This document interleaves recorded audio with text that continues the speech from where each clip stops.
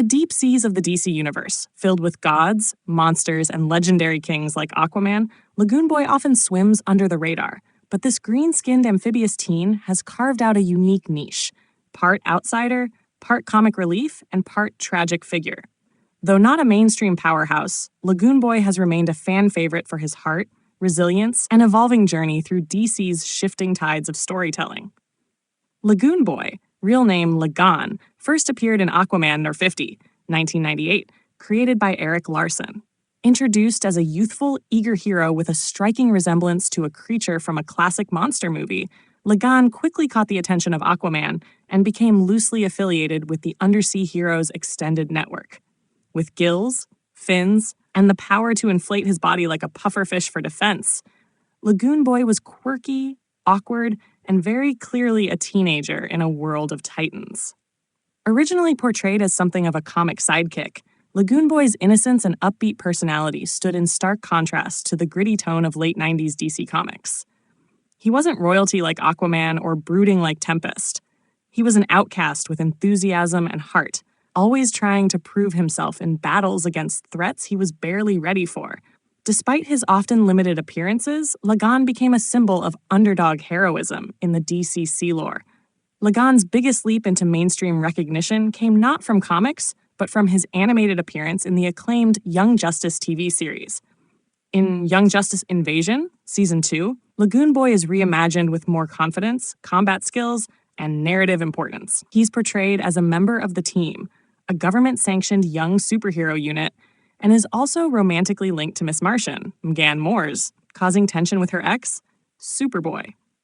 This love triangle gave Lagoon Boy more emotional depth and screen time, portraying him as earnest but insecure, heroic yet emotionally vulnerable.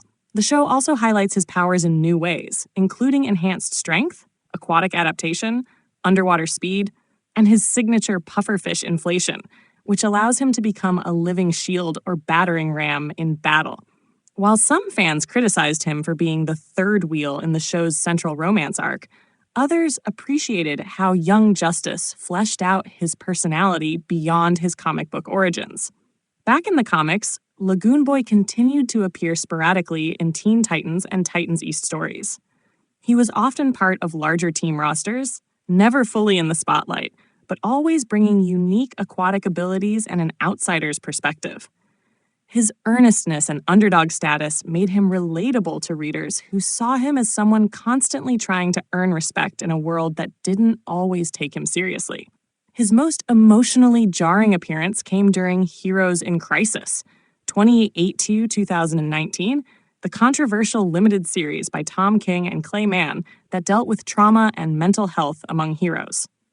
Lagoon Boy is revealed to be a patient at Sanctuary, a facility for heroes suffering from PTSD. Tragically, he becomes one of the early victims in a mass killing at the Sanctuary. In a brief but heartbreaking scene, he's seen reliving his trauma through simulation therapy, shot repeatedly in his worst memory, before being killed by a fellow patient in a mysterious incident that triggers the entire investigation.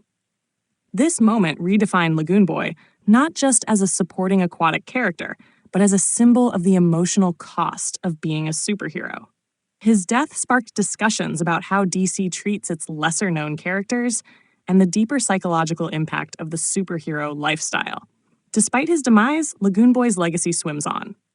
In animation, alternate timelines, and fan-favorite lists, Lagoon is still remembered for his loyalty, courage, and the way he always tried to do right, even when he was out of his depth, literally and figuratively.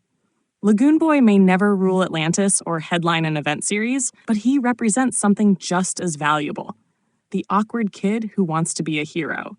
The outsider who dives headfirst into danger because someone has to. In a world of gods and monsters, sometimes the bravest act is simply showing up.